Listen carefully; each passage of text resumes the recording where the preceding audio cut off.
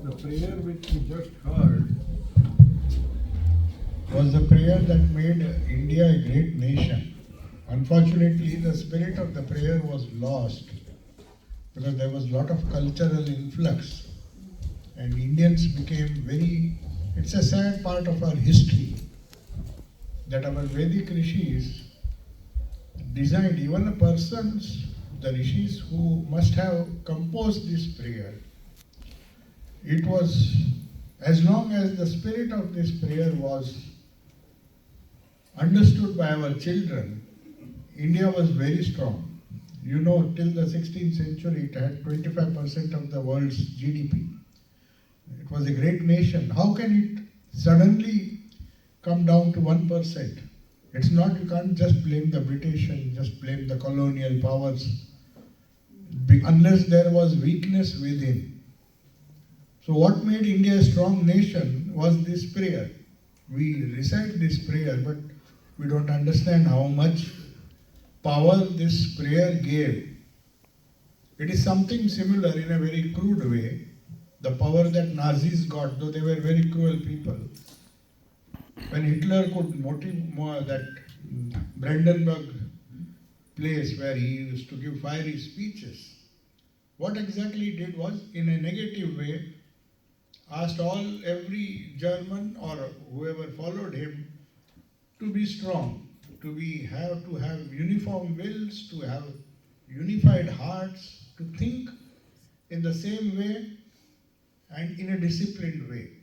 So this Vedic mantra, of course, this is not meant for conquest or anything. It is meant for noble thoughts. And the rishis knew the power of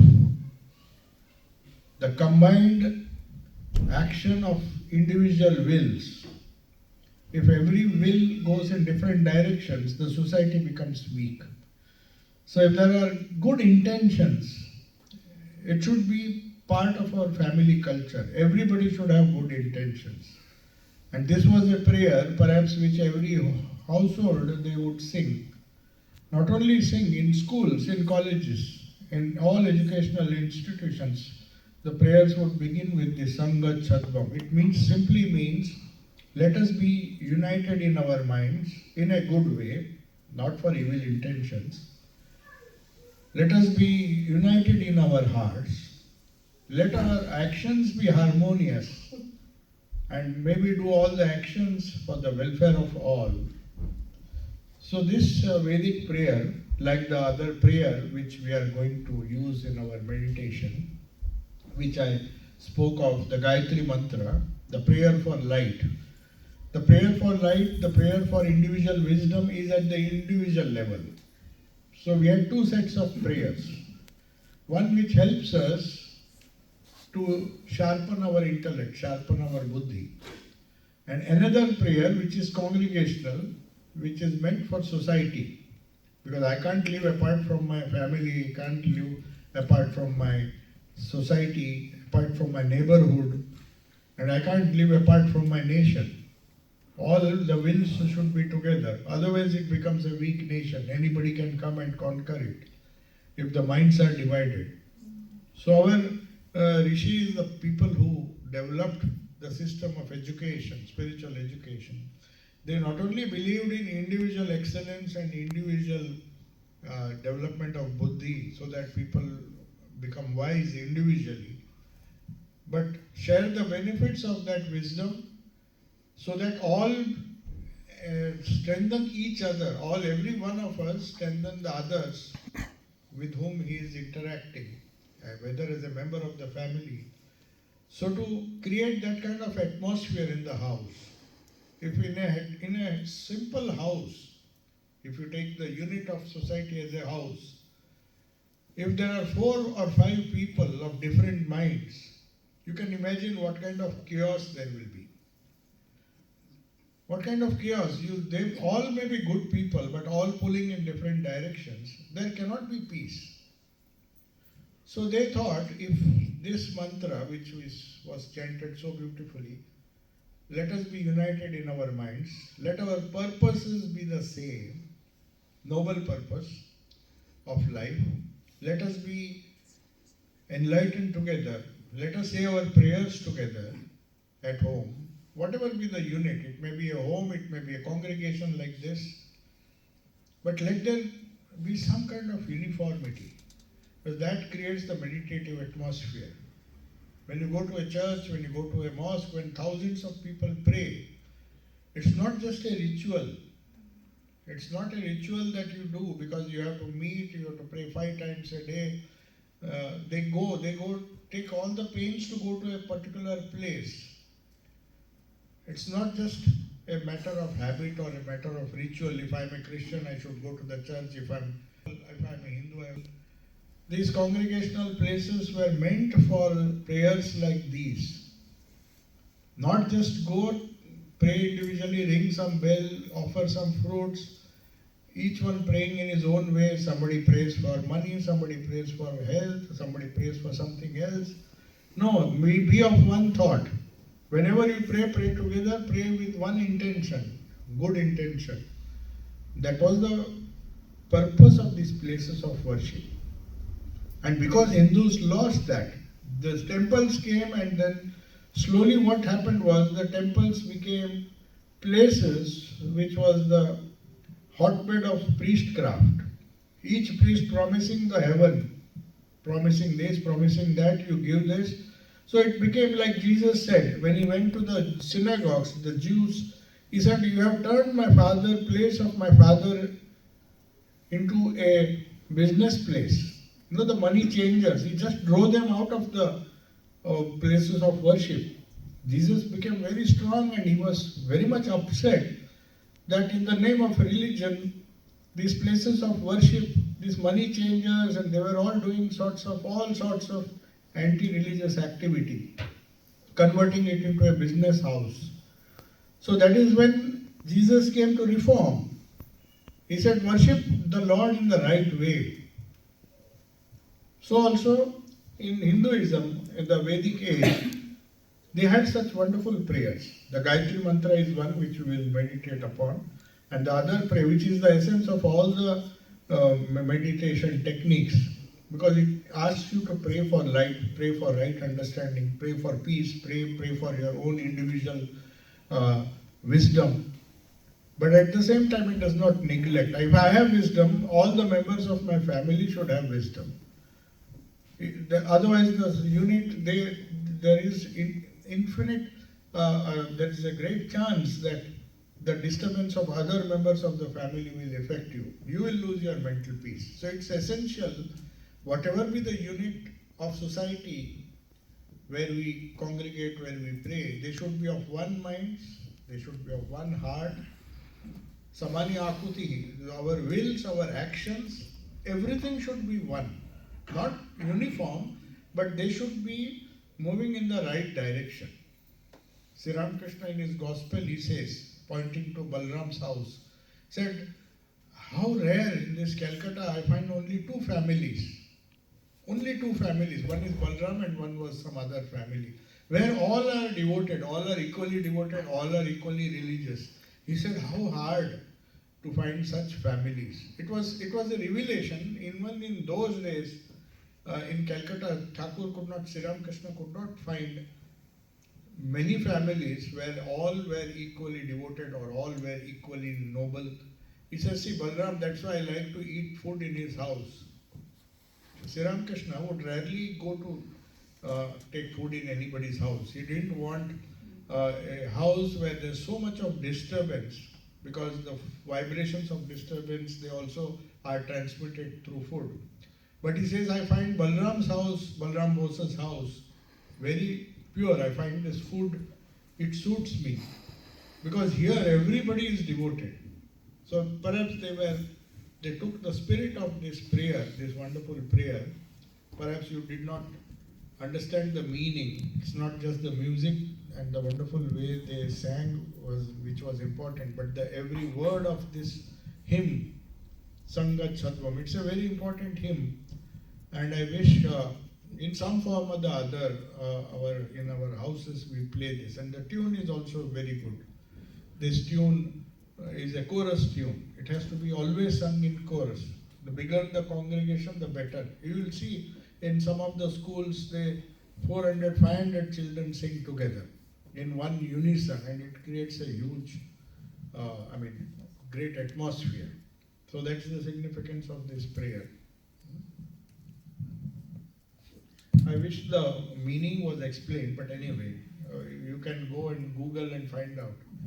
It's a very important hymn. It's there on YouTube also, the lyrics and the meaning. Any questions? Based on what we discussed in the morning, otherwise we'll proceed. If there is some, is it okay or is you have, yeah? No, I think I have a very loud voice. Oh, yeah. Rather than echoing it, I just,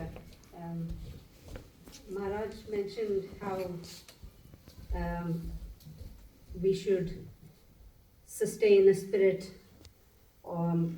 For our meditation is to sustain our spirit and to gain material peace, mental peace, and to be mindful. You also said how we should choose our technique carefully, take it seriously, and also to do with children, empowering them and not make the decisions for the child rather than give him the tools to make the right decisions. But I go back to the first sentence you said, how Swami Vivekananda had said that about progressive reading of spirit into matter. I couldn't quite catch. Yeah, it's a Thank difficult concept to understand. So, you see, according to Vedanta or according to all traditions, we live in three different planes, broadly speaking. One is the physical thing which we see around us. Everybody understands it is known as sthula. Sthula means gross. The gross physical universe, the gross body, everything that we can see through our senses is one universe. Though it is part of the same universe, but it is one layer, you can say, of the universe. Then we go to the sukshma, we go to the mental level, which according to Vedanta is also made of vibrations. Physical universe is made of gross vibrations or different types of vibrations. Mind is also matter in a way, but it is very subtle, so that's why you cannot see it as you see the physical body, but you can feel. It's like heat. If there is heat, you cannot see heat, but you can feel the temperature in the room. So similarly, when you are in a place where there are many disturbed minds, you can try it yourself. You go to a place where everybody is confused and disturbed. No matter how peaceful you are, your mind, within a short time, it will get those vibrations. They'll catch the vibrations and your mind will be disturbed. Just as going into a very room with fire, you cannot avoid the heat.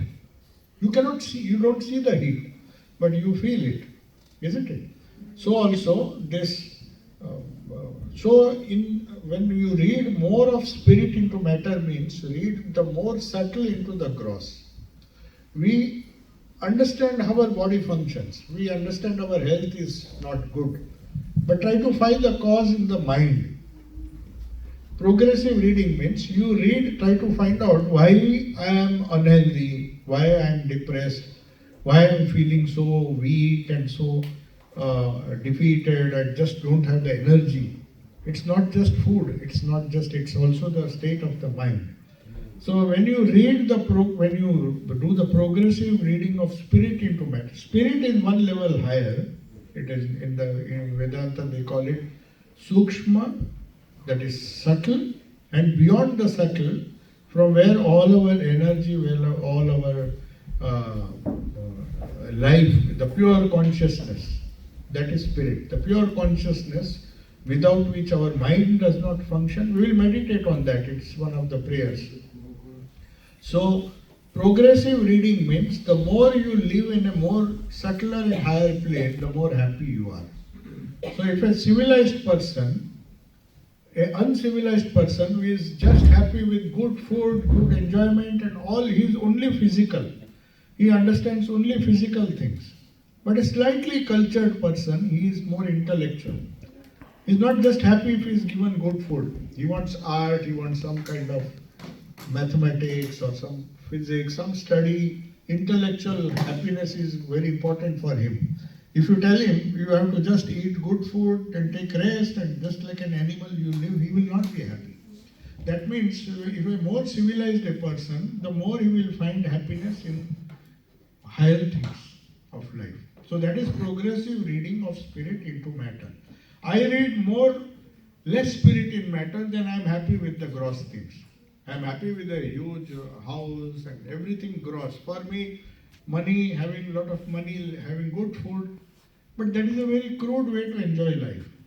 If that same person, that rich person, has some talent like music, he understands art, he can paint nice things, he'll be more happy than a table full of food if he's given. He says, this is physical.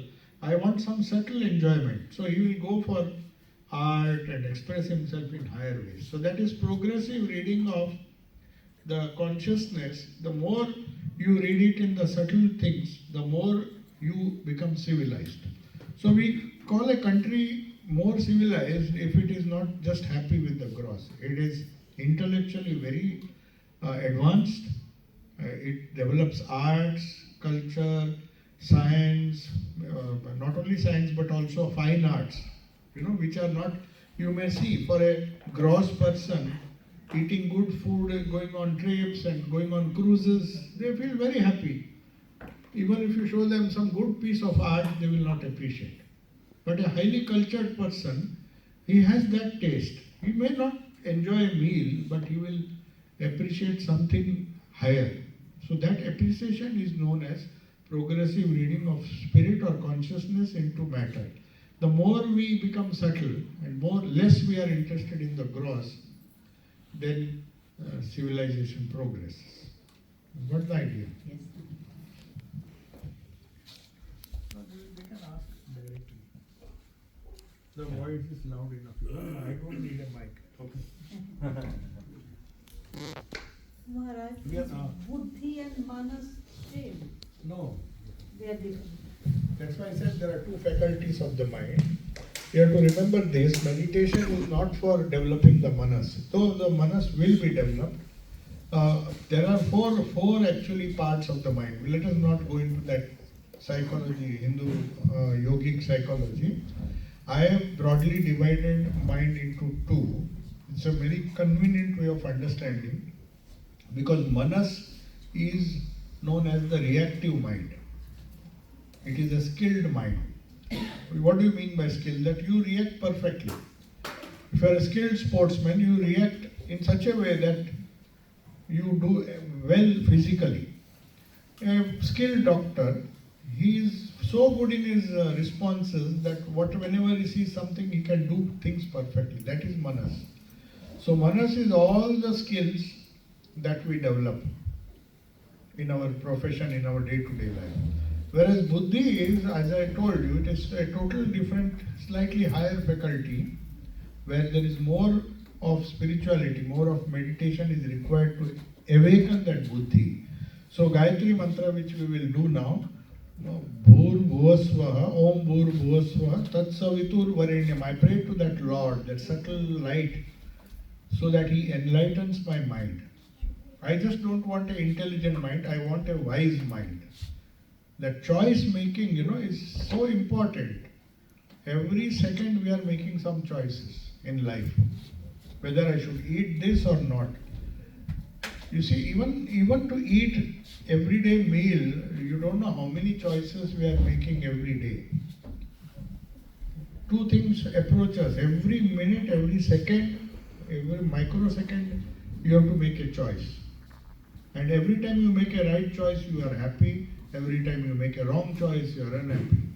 So it makes it is good to develop the faculty of buddhi, the higher mind, which will enable you to make the right choices. That is the difference.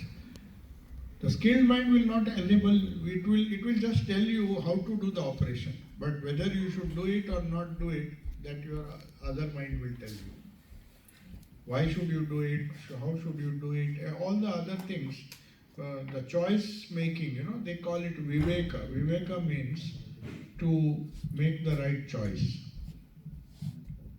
You know what Vivek, in Bengali, in every language it is the same, it has the same meaning. Vivek means that power of deciding or power of discrimination. Deciding or making choice is the most difficult thing in life. It cannot be taught. It has to be developed by meditation. So a highly meditative mind will always make less mistakes in life. He may be skilled, but he will make mistakes if he doesn't have buddhi. He'll make silly mistakes. Duryodhana was very skilled, much skilled than Bhima. In the Mahabharata, if you see, a classic example is Duryodhana. He was a highly skilled person. Nobody could defeat him in battle. In fact, Bhima would have lost. But because he made a wrong choice, he chose adharma instead of dharma, he had to suffer. He says, I know what is dharma, but I cannot follow it. I know what is adharma, but every time I want to make the right choice, I make the wrong choice. And that is why I am suffering. So suffering is not because you don't have manas. Manas may be excellent, your mind may be wonderfully trained. But the suffering comes because of lack of buddhi. So that is the subtle difference. Thank you. Maharaj, I've got one question. Yes. Restlessness, which you say, is it always bad? Because how I would say my son, who would say want to grow in life, he will do mistakes. He will do, and unless he thinks all the way, can he make the right choice? Yeah, restlessness and buddhi or making of choices should not be confused. Restlessness, the restlessness that you are speaking of Yeah. is actually a result of uncertainty. That is what I meant by my idea of restlessness is the uncertainty which drains away your energy. You see, take a simple example. If you are doing something, say you are working on some project and you are uncertain, you have on another part of your mind is worried about whether you will miss the train or whether this will happen, that will happen, whether my parents will scold me. So hundreds of other thoughts are making my mind restless. Then I cannot focus on what I am doing. So in that sense, restlessness is bad. So anything that makes you uncertain makes you restless. Anything that makes you restless makes you unhappy. Anything that makes you unhappy makes you lose your peace. So part of the restlessness is also to, like for example, Apple. Somebody starting a business, he will fail. And again, he will be restless to get into the, or are you just saying that focus? Focus is more important than anything. If Apple founder or whoever is successful, if he was restless, he would not have created Apple. He would not have created, because restlessness would have made him dump this thing and take something else. It is only because he could focus and he knew his goal and he just persisted, went after the same thing again and again and again. Meditation actually helps you to do that. You choose some target and then you focus. So meditation can be on earning money. A person who earns money is so mad that he forgets his food, he forgets going to picnic, and his only goal is 24 hours focus on making money.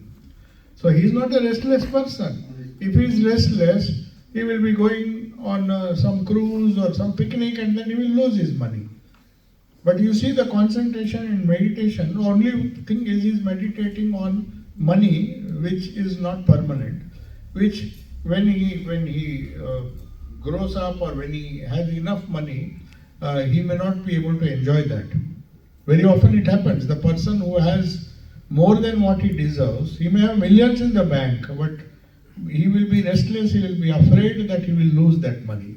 Even if his shares fall down, he may not have enough money to eat a decent meal and stay in the best possible accommodation. But the worry makes him restless. Worry that I may be a billionaire now, I may suddenly come down to the level of a millionaire, which is good enough for him. But that will make his mind restless.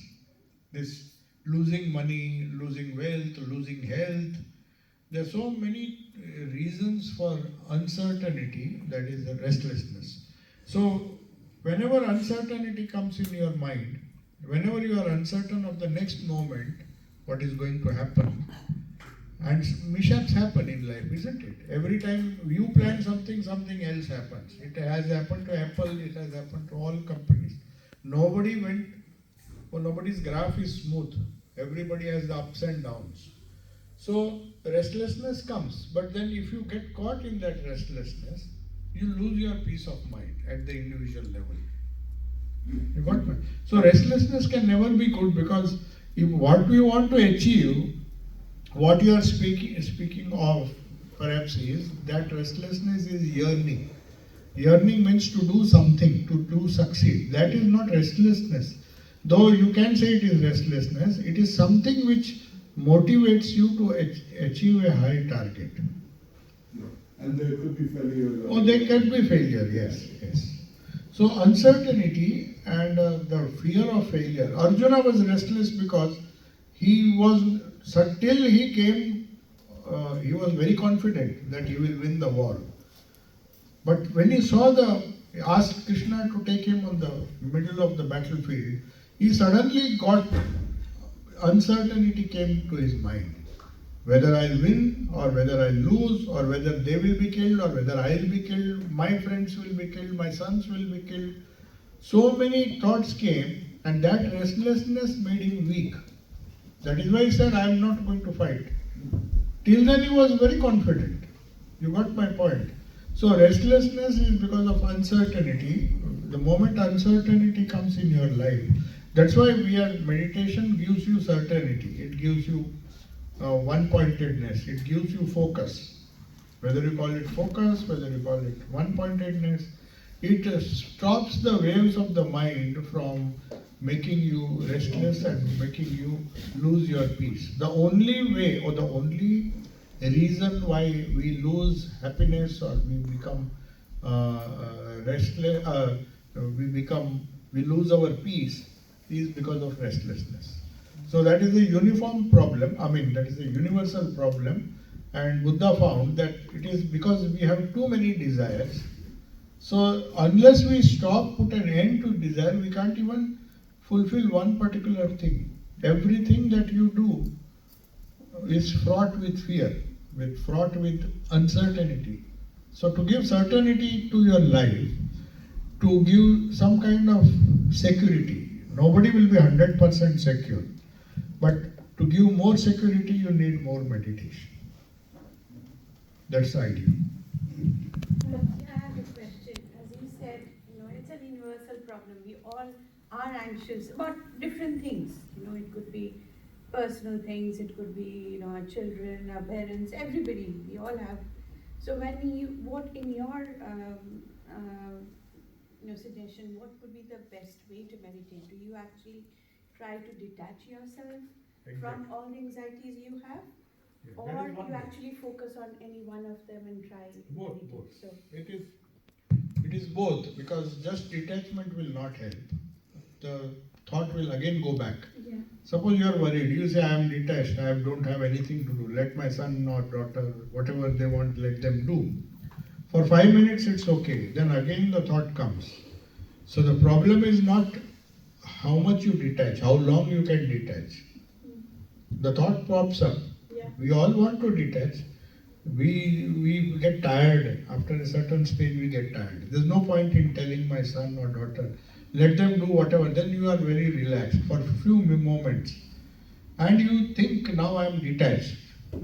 Let them do, let them go to hell or whatever happens. I am not bothered. That in a way it's also a problem. But then the thought will come. You can't prevent. Again, after all he is my son. How can I detach? So I will attach again. So this attachment, detachment, this restlessness will make you lose your peace. So meditation helps you in a positive way to handle that detachment and make it more permanent. So you have to have both Abhyasa and Vairagya. Vairagya means detachment.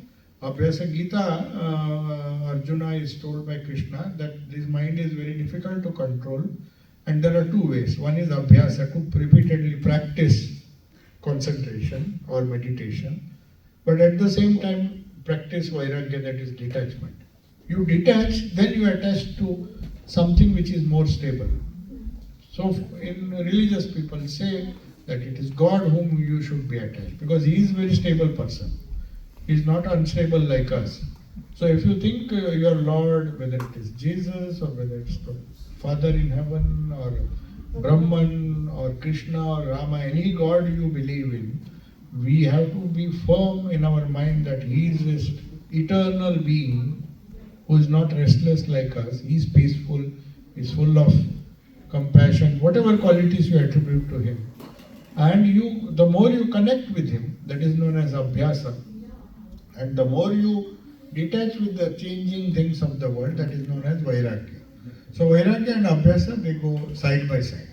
So you can't say, I'll just now detach and then practice. No, you have to do simultaneously. This problem of the mind is that it gets detached from one thing, say for long. It attaches to something else. Yeah, that is. So what is the end point? Yeah, there is no end point. That is what restlessness means. See, it is not always restless for one thing. Now it is restless for object A. You say, okay, I don't want that. Huh? But then I want something else. Then object B comes. Then object C comes. So restless is not because of one thing. It can be because of many things. If it is not for the son, it will be for the daughter. If it is not for the daughter, it will be for the boss. So mind, thoughts, the moment you have these uncertain thoughts by themselves are not bad, but when the thought causes uncertainty, that is to be replaced by a certain thought. So meditation, in the simplest definition of meditation, is do something again and again which gives certainty to your life. Then you will be at peace. It's a very simple mathematics. Right now, even to talk, I am restless now because I don't know what question who will ask. So I have to think. But if somebody tells me, you go and sit in a corner and just repeat the holy name that I have been given by my teacher, I'll be very happy because I know for 1 hour I have to repeat the same thing. So my life becomes very certain and I really enjoy that. So many people, they just want to go to solitude and just be to themselves because they are too much disturbed by uncertainty. Why do people go to lonely places? You just feel like leaving your home, isn't it?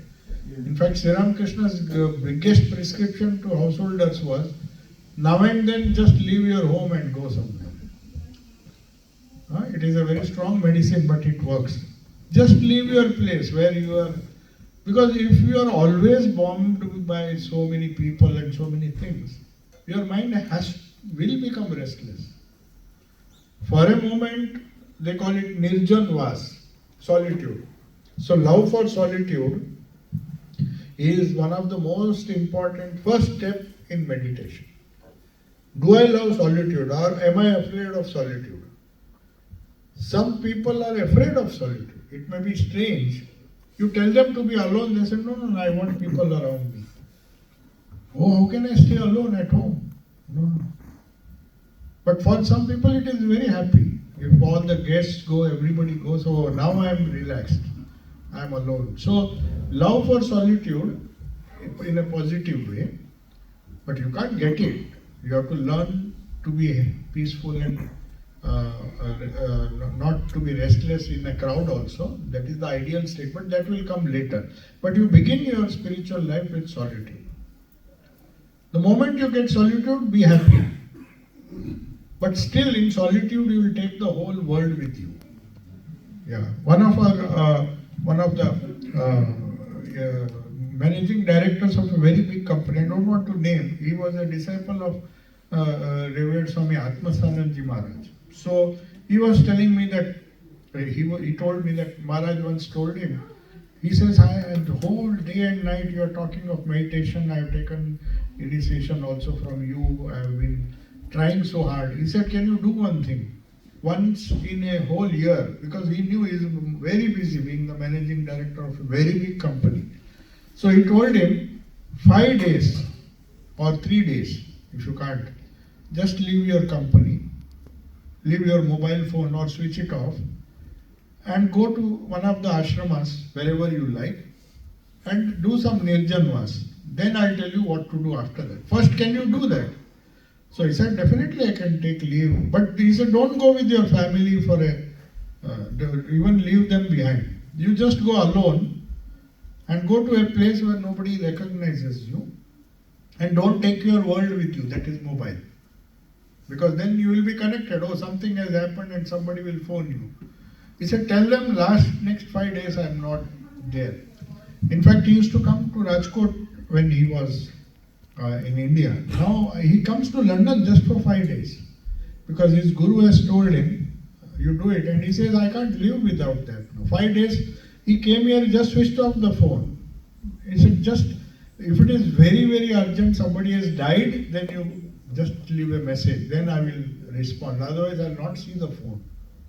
He literally followed. And he says, it gives me so much of peace and that helps me for the rest of my year. So you can imagine if this little solitude, we need solitude every day, at least some time for ourselves. Because whole day, what's the fun in interacting? If it is not necessary to interact, only when it is necessary you interact. You can't say I will not interact when you are in a profession. You are responsible for many things. You are responsible for your family. But within that whole 24 hours, you can get many slots where you can just be less restless. Of course, it is very difficult because the thoughts will go with you. Wherever you go, the thoughts also accompany you. Even in a solitude, you think it is solitude, but then you don't realize from where the thoughts come. So,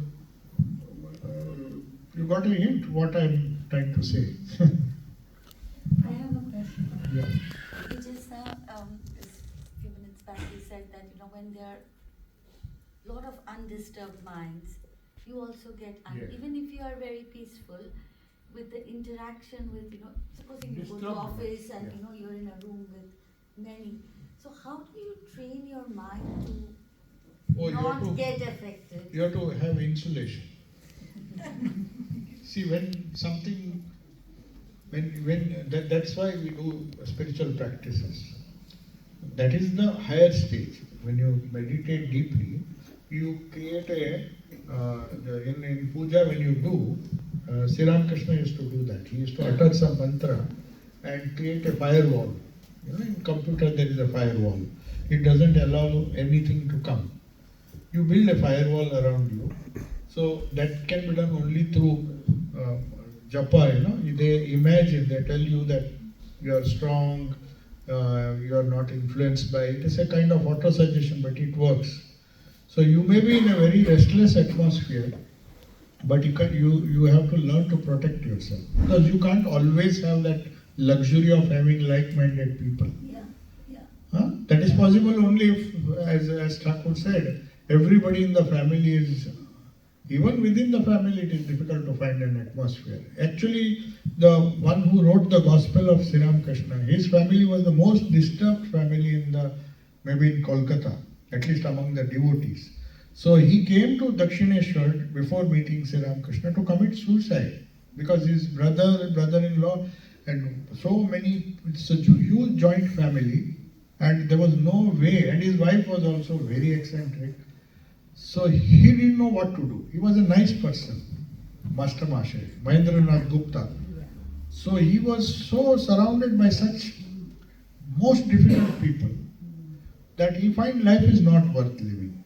So actually he had gone there to commit suicide. He said, just want to end my life. I can't stay in this house anymore. So you can imagine a more difficult place where you are constantly physically, mentally tormented by people around you, your own people. He can't leave his family and go. So he decided to leave the house. Fortunately came in, then Thakur Sri Ramakrishna gave him this idea. Try to find out some place where you can, for a day, for an hour, get some solitude. Slowly, he used to go to the terrace. On the terrace, just before the terrace there is a landing, because terrace can be very cold outside. So he used to go, he found a place, he kept a nice seat for himself. Suddenly he will disappear. Not only in his house, in his school also. In school also he had problems. Teachers were after him, he was the principal of Morton School. So there also he made a nice place, corner for himself. So in the midst of two classes, 15 minutes if he gets, he will run away. He will simply disappear. Oh, where is Mahendranath Gupta? He is meditating. So he managed to find his corner and insulate himself. See, physically, he had to start that. Later on, perhaps, he did not bother about the family vibrations and let them do whatever they like. He could insulate himself. So there are two ways. First, in the beginning, that is why Sri Ramakrishna gave that example. When a sapling is growing, you need a fence. But once it grows into a tree, then you can remove the fence because the goats and other animals can't eat it. But when we are in the beginning of our spiritual life, beginning of our meditative life, we need some support. So you have to go to solitude, find solitude, or make a space for yourself, mental space. May not be physical. Most of the people have a corner of their house where they can easily go. Or tell the family that for half an hour I am meditating, don't disturb me. So physically you can create space, but it's more important to create a mental space where you detach yourself and practice. Detach and practice. Practice is important because even detachment will not guarantee, solitude will not guarantee that your mind will not be restless. It will still be restless if your thoughts are disturbing you. So your own thoughts about, you're not interacting with anybody, but your own thoughts about your previous interactions with those people, how unpleasant experiences you had, how traumatic experiences, they will follow you wherever you go. So you have to deal with our mind. And so solitude means mental solitude, not just physical helps. Definitely it helps. If you go away from your home for some time, it will help you, but along with that you drop everything back. Nothing, no connection. Maybe for a short while. It doesn't have to be days together. Yeah. You wanted to ask? Yeah, I was thinking that everybody have a desire. Everybody have a desire. So how we can stop our desire? See, you replace it with something else. Desires cannot be stopped. They are because of our past impressions. So you do not have much control about what desires you had, because you yourself will be surprised. There are so many stored up impressions of the past, of our childhood, or previous lives, because we believe in karma, we believe in rebirth, and it is a true fact because there is a cause. So deep within we have so many desires which we don't even know we have. Suddenly you go to a place, you think you don't have any desire. Suddenly you go to a sweetmeat shop and maybe one very old experience of eating a particular sweet will come up. Or you go to a cigarette shop. You have stopped smoking, but suddenly that old desire will crop up. So there is not, you can't have a deal with these desires one after another. It will come. It will come, and it is very natural that desires will come.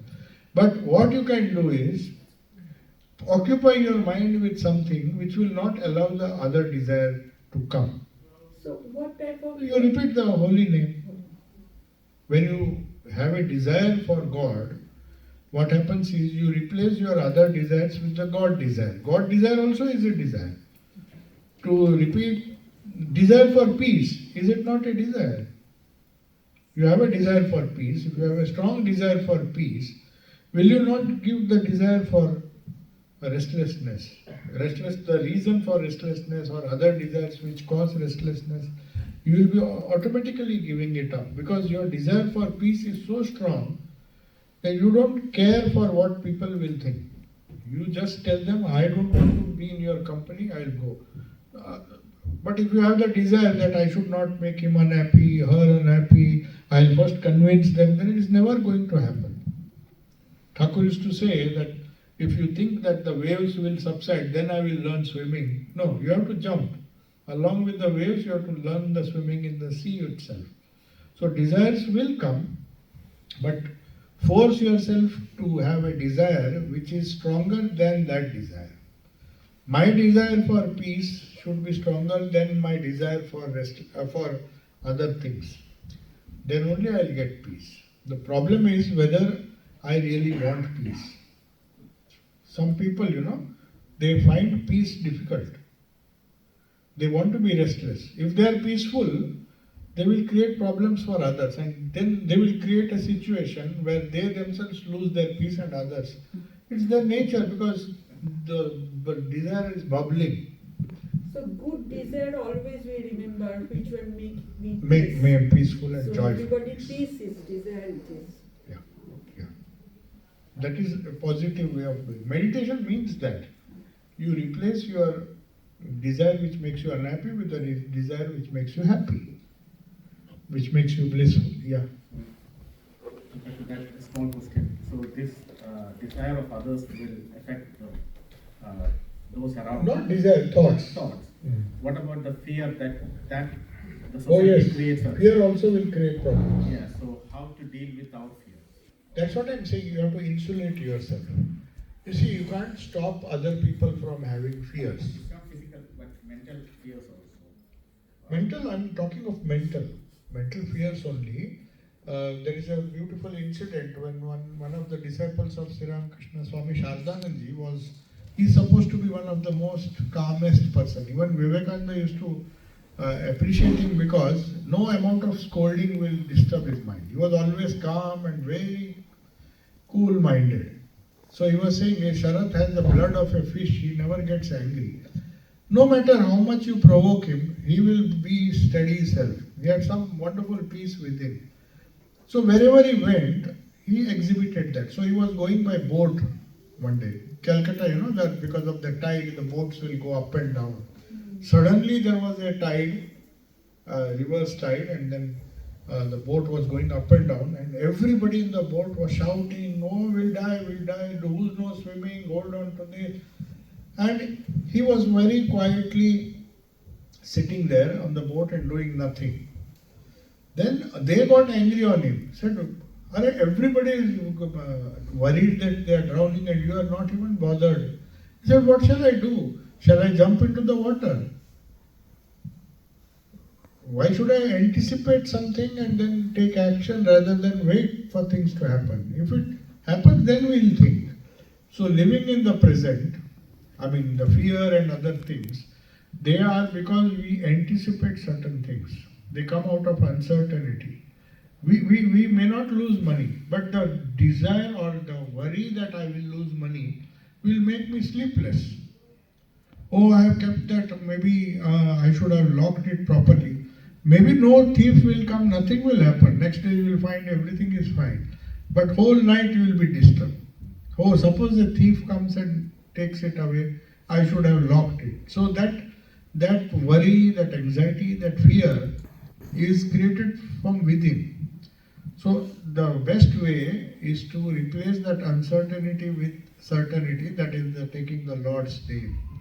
Why do we do prayer? Because that is the most uncertain thing, that you repeat the prayer again and again. Whatever is going to happen, happens. I don't care. But at least now, why should I make my mind restless? I'll just take the name of the Lord. So those who develop that habit of meditation, develop the habit of japa, they are so occupied with their japa that many of the unfounded, unnecessary fears they get rid of. If something is going to happen, it is going to happen. Anyway, it is going to happen. So why should you bother? That's the idea.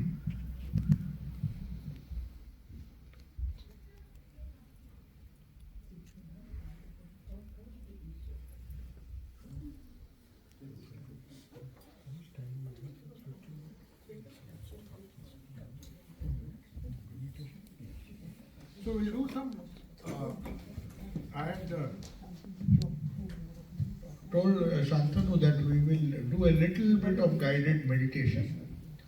Not because meditation cannot be taught so easily, but when I told you about the Gayatri mantra and the essence of all mantras, the best way to pray is to repeat a holy name or a holy phrase.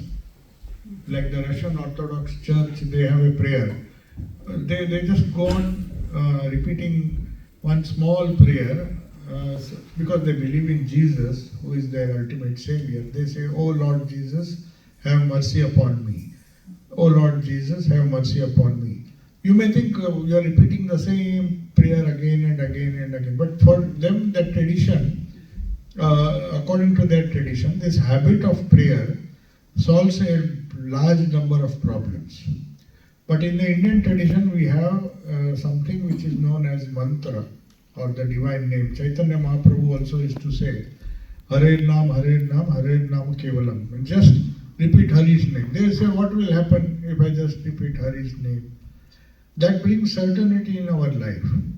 It doesn't help, it doesn't change your destiny. Whatever is going to happen, it will ultimately happen. We have to take, we don't have to meditate for that. Meditation will not guarantee that you will not fall sick, you'll never have diseases, you'll never lose money. All these things will anyway happen if you are not careful. So you have to be, the worldly part of your life has to be handled with our own strength, our own intelligence, our own effort. But what can prayer do, what can meditation do is, it will remove the unnecessary mental worries, anxieties, fears, which are unfounded. They are not necessary for our survival. What really happens in our life is a very small part of what we think will happen. If we think 100 things will happen, maybe only one will happen, 99 is unfounded fears. So you get an idea now why we are worrying about things that will never happen. They cause the maximum problems. The things that really happen, bad things or unfortunate things that happen in our life is just 1% of our worry.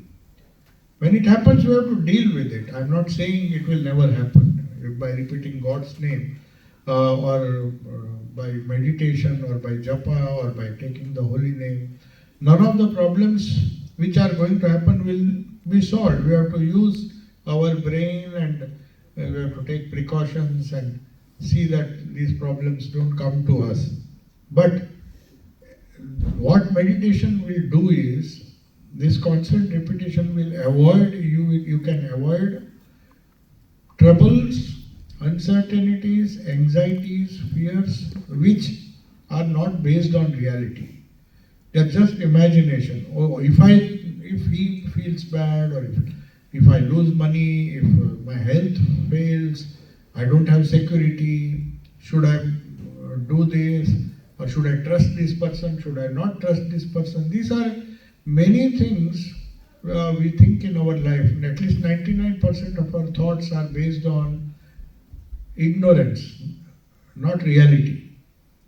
These things have never happened and it may not happen in our life. There's only 1% chance, 99% it won't happen. Nobody will rob take away our money, will not lose our money, will not lose our health.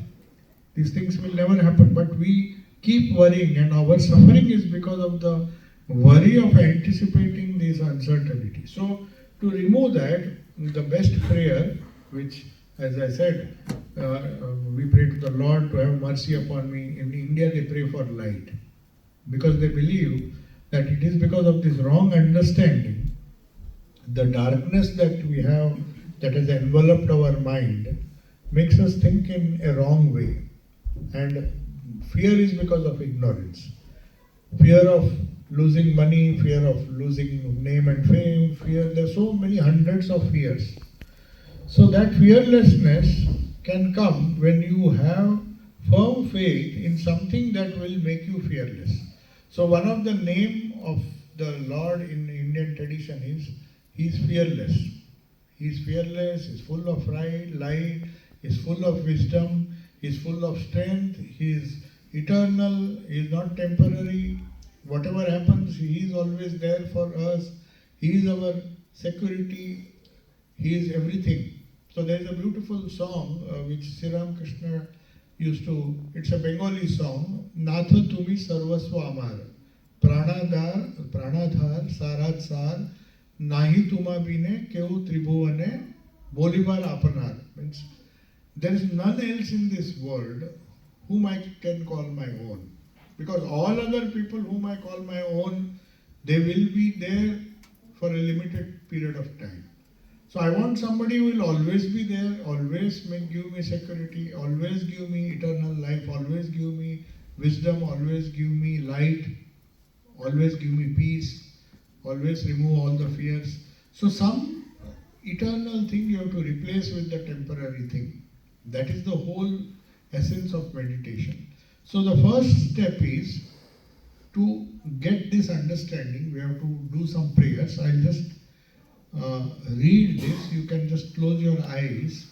These are all known as meditations. You just don't have to analyze these things. Just listen and try to imagine, try to visualize if you can. It's very difficult to visualize, but these prayers are based on the Rig Veda. The first prayer is the Gayatri Mantra, but I am not repeating the Sanskrit because it will not make sense to most of us. I'll repeat only the English translation, because all of us understand English. But some of them are prayers and some of them are meditation based on those prayers. Okay? So this is praying to the Lord as the consciousness of consciousness or the light of lights. There are different degrees of light, but that light which removes every doubt, every fear, every problem, every restless thought. So the more we meditate, at the end we will come to know that how one should meditate and what should we meditate upon.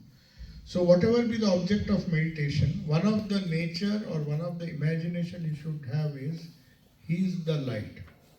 He is the light of the universe. Tat Savitur Varenyam, because sun is a symbol of the brightest light we can imagine in the universe. So it began in the Rig Veda verse, Om Bhur Bhuva Swaha, that's the Gayatri Mantra. It's a universal prayer, and all other mantras are different adaptations of the same idea, that the supreme light within our heart, because as Jesus said, the kingdom of God is within you. We can't search for God outside. He is very much within. And as the inner controller or the inner dweller or the inner light, He gives us, He removes all the darkness or all the confusion, all the ignorance, darkness of ignorance that is enveloped our heart, and where all the restlessness arises. It comes from the heart. It's our lack of faith, lack of certainty, lack of belief, lack of trust. There are so many qualities, so many thoughts which are arising from our heart. So to remove that darkness, you have to meditate on the light of lights. So you can close your eyes. I'll read it very slowly. This is the essence of all the mantras. We meditate on the sublime radiance